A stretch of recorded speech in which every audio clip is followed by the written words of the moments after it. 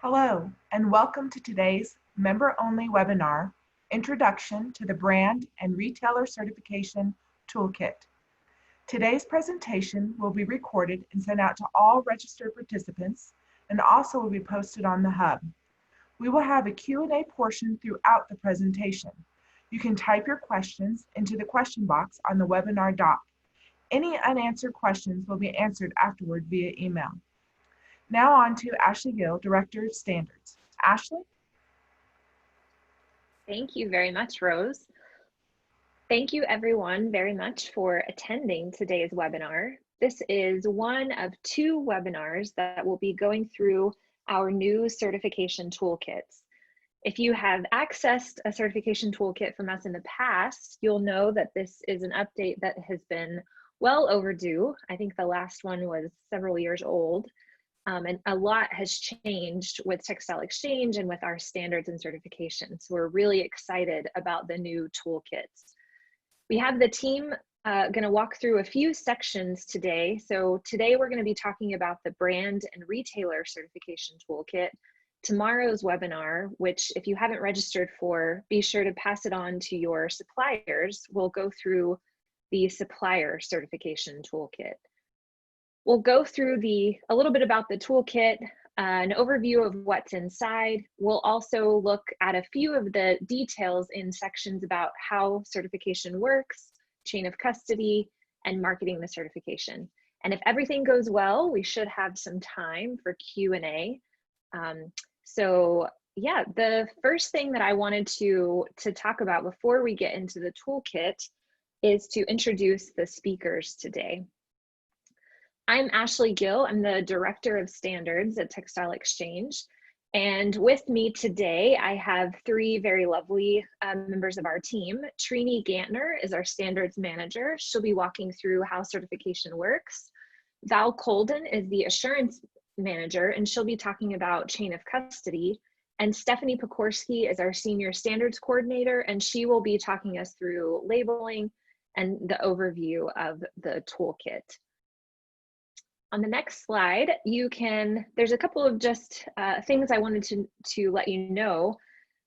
The four of us are members of the integrity team. We have the assurance team headed up by Lee with Val and Katie. We have the standards team working on standards development, business development, and then we also have Hannah Deans who is leading on impact. So this team has grown quite a bit in the last 2 years. So we're really excited about all the new capacity and the new tools and resources that we are able to provide alongside our standards. We also have a new member of the Textile Exchange family of standards, which is the Responsible Mohair Standard. And it's part of a responsible animal fiber standard with the responsible wool standard, mohair. We're also we'll talk about this a little bit later, we're also working on an alpaca standard. And all of our standards cover the chain of custody from the raw material through to the final product. So that bar across the bottom with the OCS covering organic farm standards, the recycled claims standard and global recycled standard covering recycled input, and animal welfare being covered by the responsible down standard and the responsible wool and mohair standards. Wool and mohair also have land management and social requirements at the input level. And then all of our standards use a chain of custody system. We'll talk a little bit about what that chain of custody looks like. But the reason that we have one certification toolkit for all of our standards is that we are more and more shifting into a system where there's a lot of integration, there's a lot of efficiency between the standards that we own. And so when we talk about today how certification works and how labeling works, for the most part, everything you see today will cover and include all of the standards. There may be some things that are unique about a standard, but the team will point that out to you whenever we get there. All of these standards work together to provide material content claim verification. And the GRS, with its additional social, environmental, and chemical requirements, can provide a holistic product claim. So not limited to just what the product contains, but also how the product itself was made and in what type of facility. Next slide. So there's just a little bit about this toolkit, and I'm going to actually pass it over to Stephanie Pokorski to take it in more detail.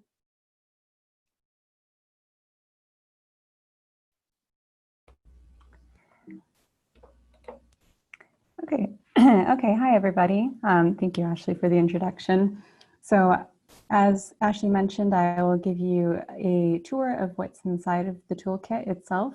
Here you can see the table of contents has quite a few different sections in it. So we've got the general introduction and a bunch of sections about certification itself.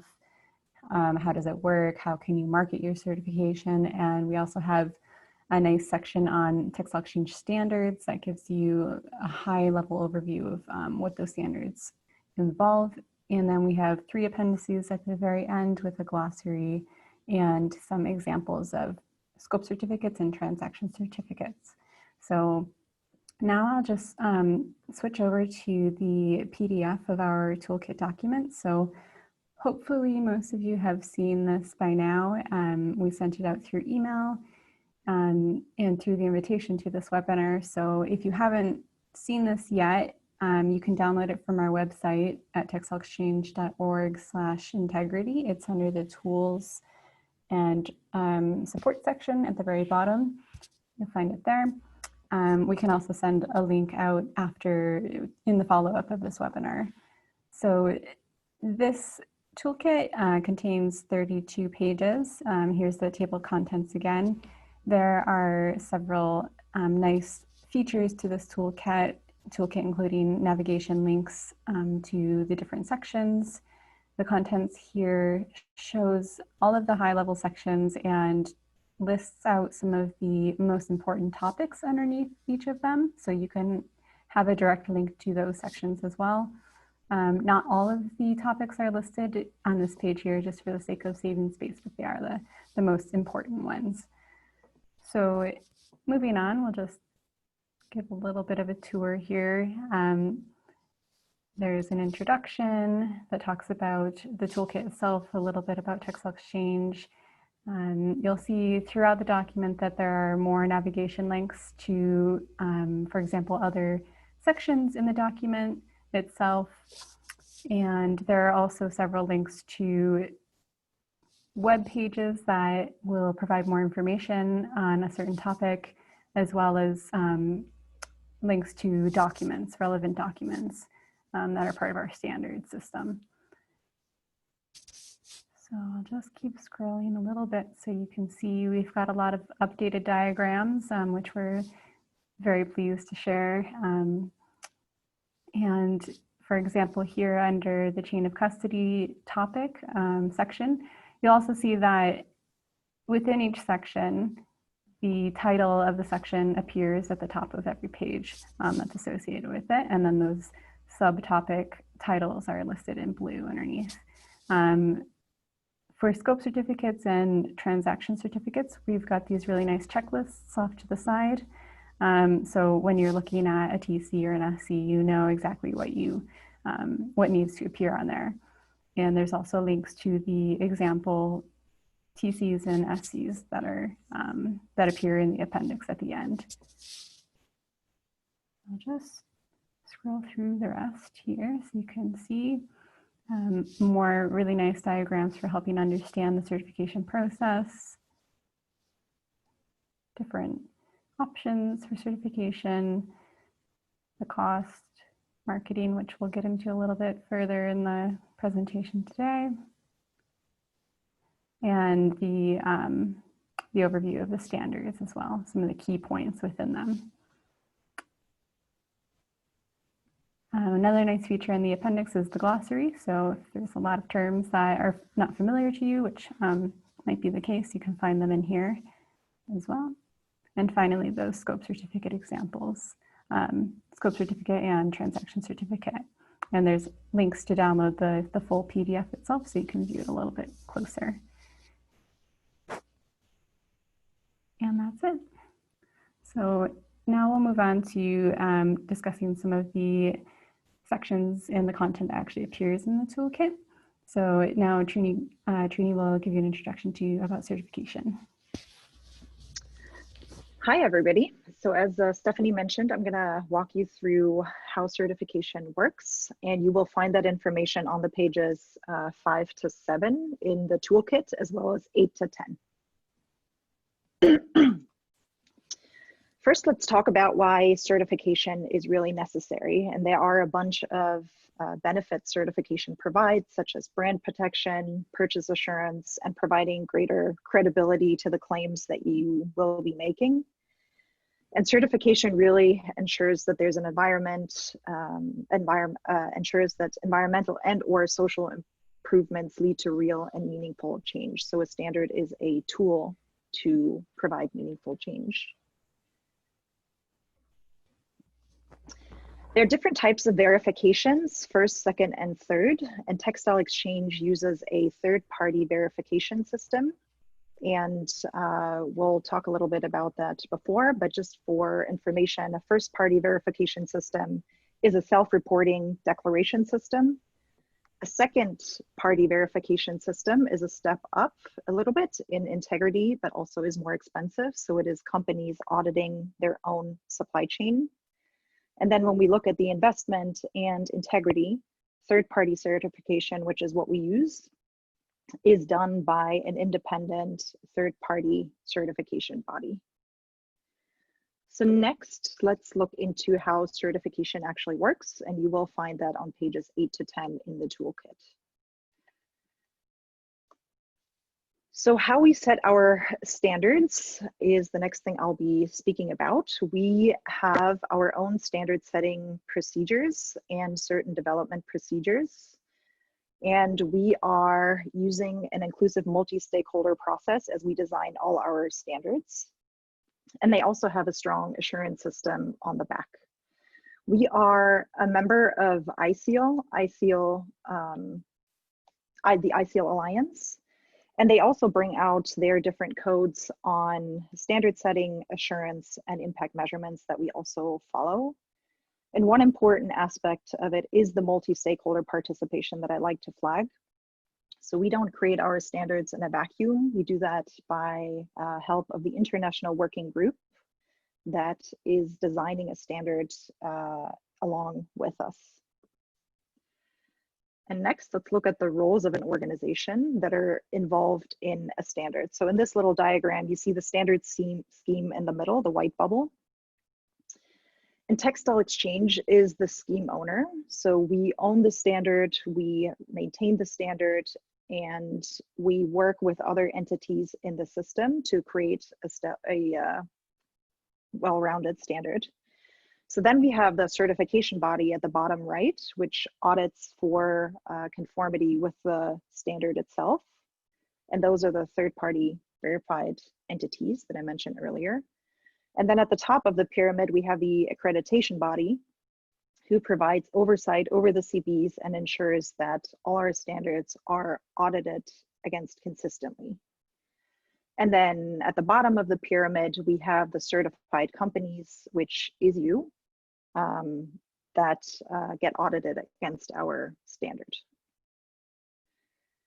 And in the last slide, I wanted to show you some of the certification bodies we're working with. This is not an all-inclusive list, but we've posted in the link at the bottom so you can see who the latest ones are that we're working with. It is changing throughout. And that is that. At that, I'm handing it over to my colleague Val, who will talk to you more about chain of custody. Hello. So when we're talking about chain of custody, we're talking about linking products through the supply chain. Next slide, please. When you're looking at supply chains, the first image here is ideally what you'd like to see is something very simple where identifying the source and identifying how a product tracks all the way to the retailer is a straightforward process. But of course, most of you know that the second image is what we're really facing and what most supply chains are really facing in terms of tracking where fibers and materials go, They may go through several trading steps. They're going to go through several manufacturing steps that can have different supply to produce a finished product that can go through a brand to a retailer. Next slide, please. So when we're talking about chain of custody, we're talking about certification that's founded on some fundamental principles. The first one is product identification. So certified products need to be accurately identified as such, including content percentages of claimed materials. So for some of our standards, notably the Responsible Down Standard, the Responsible Wool Standard, and the Responsible Mohair Standard, only certified materials of the claimed type are allowed. So it's not allowed to make claims about a product that contains non-RWS wool if you're making RWS claims. For some of our other standards, particularly the Organic Content Standard, the Recycled Claim Standard, and the Global Recycled Standard, a mix of certified and non-certified content is allowed, and an accurate percentage needs to be determined. The next principle is product segregation. And this is fundamentally about keeping the certified goods separate from non-certified goods. So this can be in the form of separation and labeling. This can be in the form of having discrete units. This can be in the form of having only certified materials in a given location or production line, or even an entire site. And finally, our final principle that we're going to talk about is volume reconciliation. And this is tracking certified outgoing products in comparison with incoming certified goods. So defining the output as based on the input plus or minus any production losses or gains in the case of added materials. Next slide, please. So within Textile Exchange's system, we have a specific flow of documents that applies. So every step in the chain, from the initial supply side, for RDS, RWS, and RMS, that's a farm, and for others, that's the earliest processor in the supply chain, is going to have a scope certificate in place that identifies them as certified to the particular standard. We're then going to have a transaction certificate, which is a document that accompanies the sale of a product for each step through the supply chain. So there's a transaction certificate from the farm to perhaps a first trader, from that trader to the next processing step, all the way through to the end of the supply chain. And I won't go into detail about the brand and retailer side of things because that will be covered later in this presentation. But the important thing is that certification is required throughout the supply chain. And as a brand, whether or not you require certification, you definitely need to be seeing certification at the level of your direct supplier. A frequent question we receive is if a fabric supplier to a garment manufacturer providing a TC is enough and the garment manufacturer not being certified. This is not the case. The garment manufacturer does still need to be certified in all Textile Exchange standards. Next slide, please. So I'm going to talk just briefly about the Content Claim Standard. So the Content Claim Standard is Textile Exchange's chain of custody standard. And this is a single standard which addresses chain of custody for all of our base standards. So we have different input requirements that we'll see for different standards. So you can see the different details that apply depending on which base standard is being used. But then the chain of custody is all managed via the CCS. In the case of the GRS, we have additional processing requirements that need to be evaluated at every step in the supply chain. And ultimately, there's a claim that can come out of that at the end of the supply chain. Next slide, please.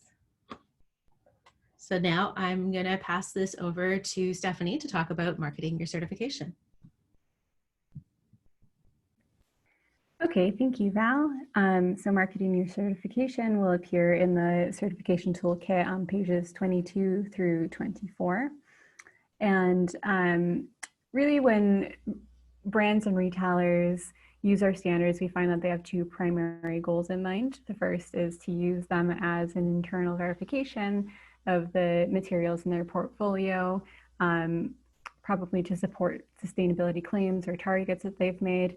but also they use it as a consumer communication tool to reference standards on products online or in marketing materials. So when we talk about communicating about Textile Exchange Standards or Textile Exchange Standards claims, there are two different types that can be used to talk about a standard.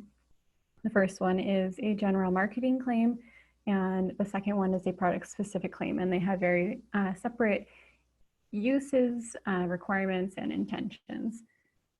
So the first we'll talk about are the general marketing claims. So this is when a company makes a reference to a standard without mentioning any specific product or product line. So it's very general in that sense, of course. So for certified companies, they can make general marketing claims sharing that they meet the requirements of the standard. That's simple. They can share more information about the standard. But non-certified companies will often make general marketing claims centered around a commitment or a target that they've set for using or sourcing the certified materials in the future. So you can see some examples here of general marketing claims. We are committed to sourcing only RWS certified wool. By 2020, all of our down duvet covers will be RDS certified by 2020. A simple one is we are just certified to the GRS, and then an informational claim at the end would be the RWS addresses the welfare of sheep and the land they graze on. So those ones are just sharing, providing additional information on the standard and what it does. So here are some examples of general marketing claims. You know, as we mentioned, these can include corporate commitments or targets, sustainability strategies. They can mention the standard in an annual report. So on the bottom, you can see a claim by IKEA. So they want to transform all of the wool that they use in their products to 100% responsibly sourced wool, and they would do that by sourcing wool which follows the RWS guidelines. So this is a very general statement, but it's referencing the standard itself, not about a specific product or product line, not saying that it is certified already, but it is a future target and a commitment to the standard. To the right, you can see a Facebook post about the RDS. So this company is sharing general information about the standard, giving people more of an idea of what's behind the standard, what it entails, and then also mentioning that they are an RDS certified company. So although that they're certified, they're not making a product specific claim right here, they're just making a general marketing claim. And then you can see two others where they just are using the logo and making a statement about the standard itself or about using the standard in the future. So another thing to note here is that a general marketing claim does not require the use of the logo. For example, there's articles or statements on their websites like IKEA has there. Here's another example from Kathmandu on their website. They have a feature article on responsible wool, and they just mentioned that they're a part of the industry group that's delivering the RWS. So they took part in the international working group, and they're making a statement about that. And then they talk a little bit about what the standard is and what it does. So these are all perfectly fine examples of general marketing claims. So the next category are the product-specific claims. And these are claims that are used to imply that a product or a line of products are certified to the standard.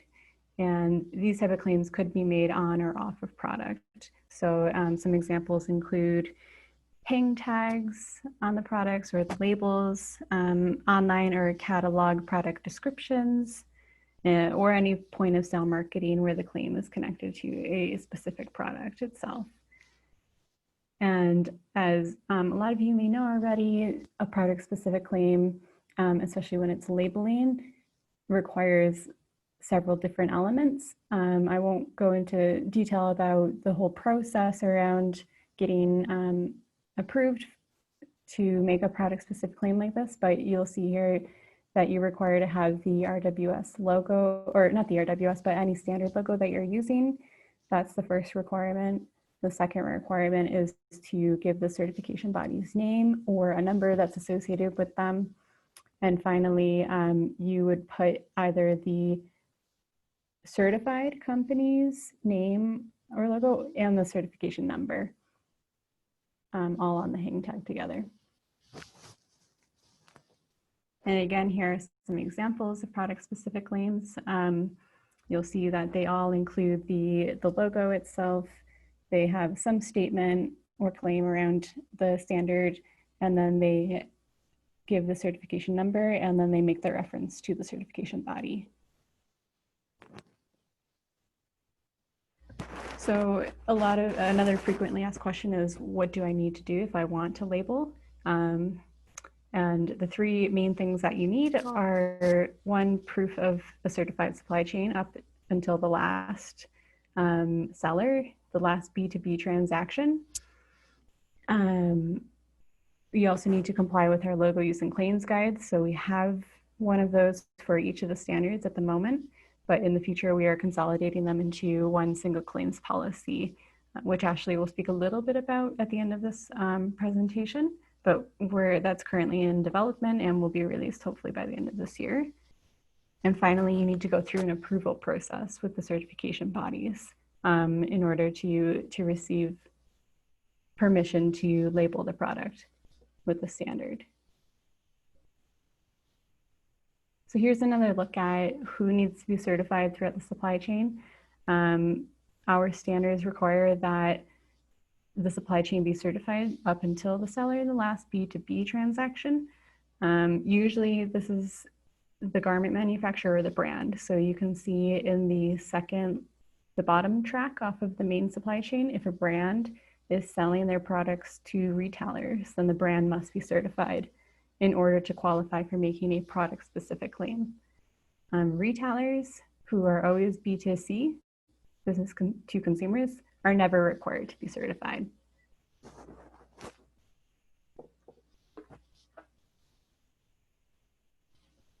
And another note on brand certification.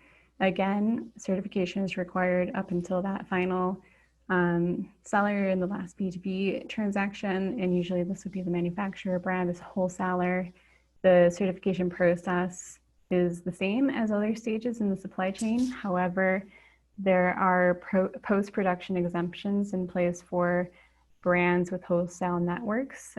This is described in the CCS section D and also discussed on page 19 of the toolkit. So some of those exemptions include a 100% claimed material exemption, batch code label exemption, or brand network certification exemption. So you can take a look at that in the toolkit as well. And finally, I'll just discuss a few frequently asked questions. And actually, we've given a little bit of an FAQ cheat sheet here. So here's a list of questions that people commonly ask and the location of where the answer appears within the certification toolkit. So questions like, how much does certification cost? That's the number one question. That's why it's the first one there. That's on page 20 in a whole section that's called the cost of certification. So there's a lot of good information in there. People are always asking, what are TCs or SCs? Those are in the chain of custody section of the toolkit. Who needs to be certified? We discussed that already, but it goes in more detail in that section that's described there. And the process, how do I label, and more general information about the standards, as I already showed you before, appears in the toolkit as well. And finally, I'll hand it back to Ashley so she can give you some updates from the standards team.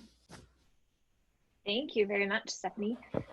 Well, we've alluded to a couple of these updates as we've gone through the presentation, but in the next slide, you'll see there's a couple of things we just want folks to be aware of.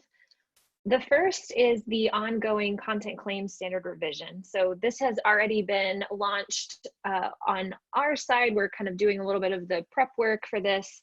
We initially did a public feedback period where folks were invited to send in their comments, suggestions, edits, hopes and dreams for the content claims standard revision. And we are taking that and going through it, and we'll be putting together a draft list of proposed changes, topics that we want to cover with the International Working Group. And that International Working Group will start meeting in September of this year. And we'll take that group through the revision and launch the updated content claims standard in the spring of, or sometime in mid-2021. The responsible alpaca standard is also in development. I mentioned at the very beginning of the presentation that we have the responsible wool standard, the responsible mohair standard, grouped under a responsible animal fiber standard. And essentially what this means is just that all of the same principles, goals, objectives of the responsible wool standard will still apply. There will just be a module that is specific for farms raising alpaca. And so that process is already underway. You can learn more by visiting the website that's been linked there. If there is any specific questions you have, feel free to reach out to that team at responsiblewool@textileexchange.org, and they can give you more information. And finally, we are in the process, as Stephanie mentioned, of updating our claims policy. So currently, each of the standards has their own logo use and claims guide, and we are developing a unified claims policy that all of the standards will use, and it will include all the same guidance, hopefully with a little bit, more written in a more helpful way, easier for brands and retailers that are using multiple standards. And that document is actually out for consultation right now. So if you have not seen that and want to submit your comments, please send a note to standards@textileexchange.org, and we can send you in the right direction. Thank you to those of you that have already submitted your feedback for that. We are expecting to have the final version ready sometime in September or October, so be watching out for that. As always with all of our standards, the claims policy will have a transition period, and so it won't change the requirements overnight. You will be given a little bit of a window to get everything updated in time for the compliance deadline of the claims policy. And once we have that launched, we'll do another webinar and walk people through what the changes are. And with that, I think we are finished, and we're going to move into Q&A. We already had a couple of questions come through, but I think Trini Gantner will be moderating our Q&A session for us. Yes, thank you, Ashley, and thank you everybody who already submitted questions.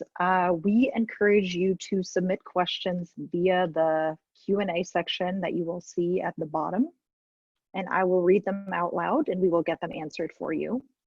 If we don't get to all the questions or there are follow-ups, feel free to reach out to us on the back end, and we can also circle back with you after the webinar.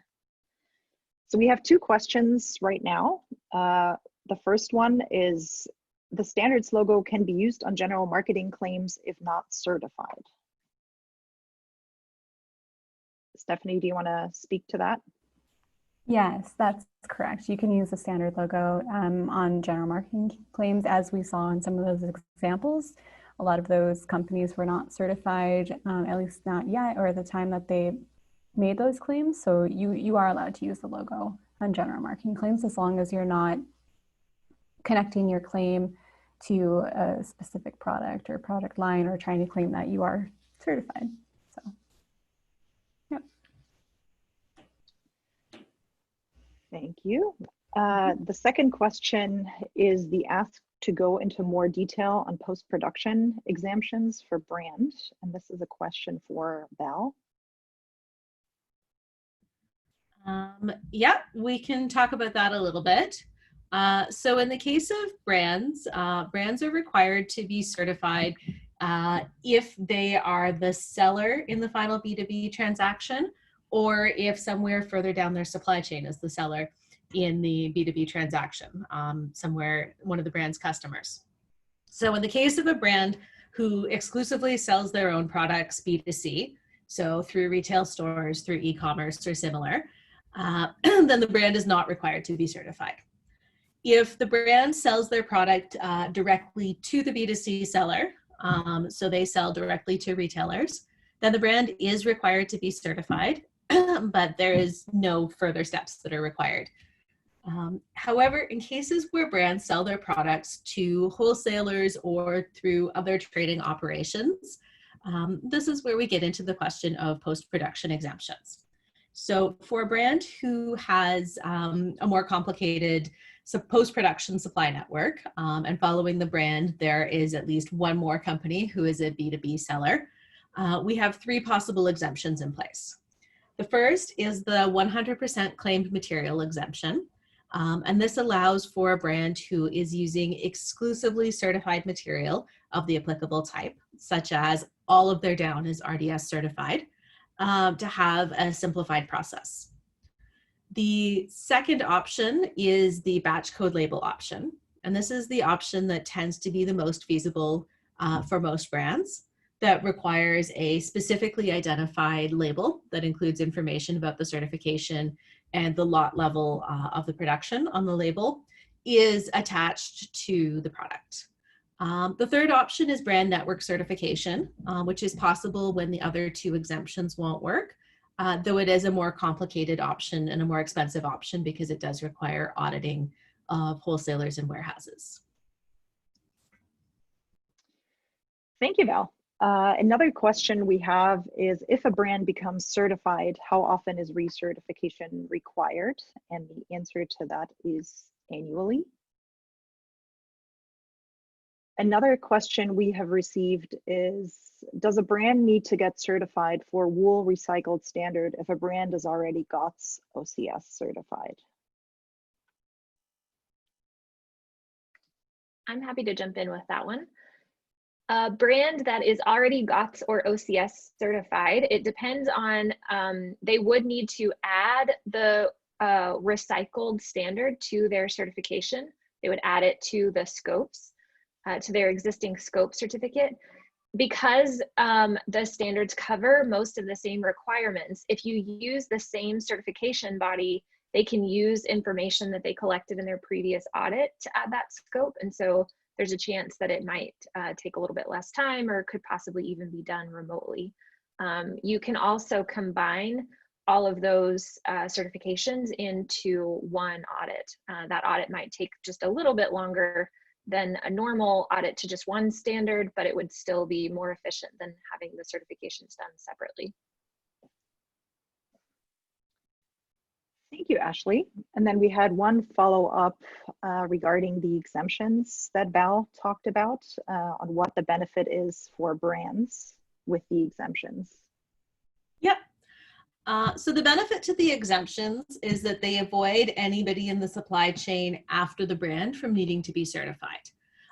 So in terms of providing the exemptions, if the exemptions were not in place, then each wholesaler would need their own certification to the standard. And this is the reason why we provide the exemptions, to avoid that being necessary. I also see a request to elaborate on exemption number 3. What does this require, and have many brands pursued it? So this is our brand network certification option. This option essentially requires the auditing of a sample of the supply chain network as the fundamental basis of this option.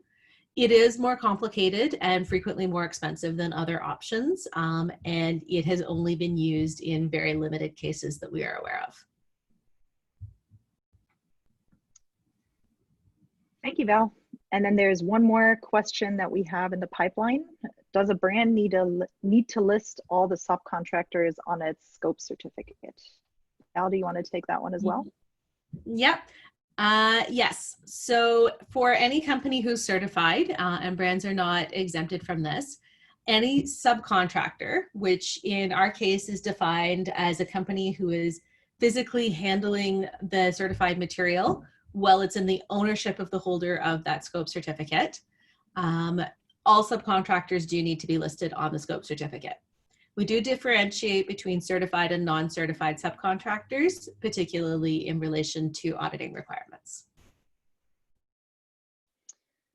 Thank you, Val. Right now, I don't have any other questions, and I'd encourage participants to submit any other questions if there are any. And another one came through. Does this include inspection services such as Coteco in Italy? So I believe Coteco is a certification body. They are not one of our current certification bodies. We have 21 certification bodies who are authorized currently to certify to one or more of our standards.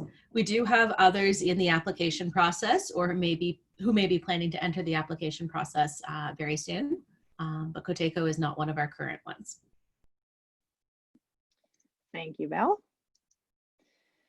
When you list subcontractors on your scope certificate, does that become publicly available information? So our policy on publicly available information is that all information on the scope certificate is public, with two key exception categories. The first is the identification of subcontractors, and the second is the identities of any sites which are either farms or home workers. And we have identified those two exceptions. Typically, subcontractors are listed on a fully separate page of the scope certificate so that the scope certificate document can be provided with that page omitted.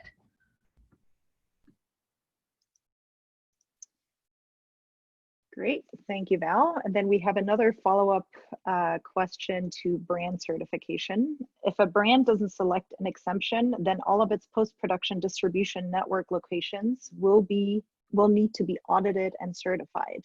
Everyone? That is correct. Everyone up through the final B2B seller. So this would not include retailers.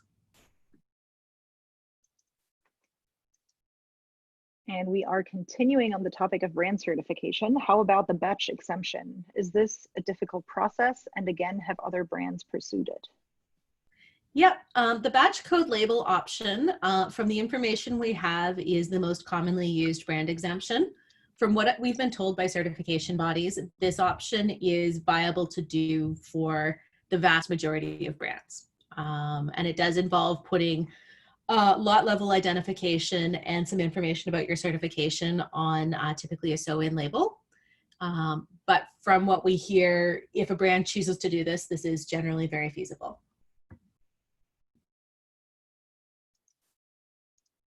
Thank you, Val. Do we have any other open questions?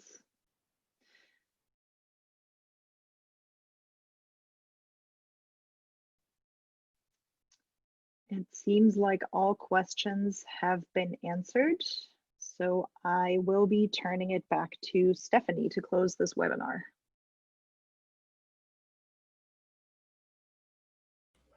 Sure, thank you, Trini. Again, if anybody has follow-up questions on this toolkit, feel free to email us at standards@textileexchange.org. Again, you can view this toolkit or download it from our website at textileexchange.org/integrity. And yeah, we thank you all for joining this webinar today, and we're super excited and proud to share this new toolkit with you, and we hope it's very useful for you in the future. Thank you very much. Thank you to our speakers, and thank you for participating in today's webinar.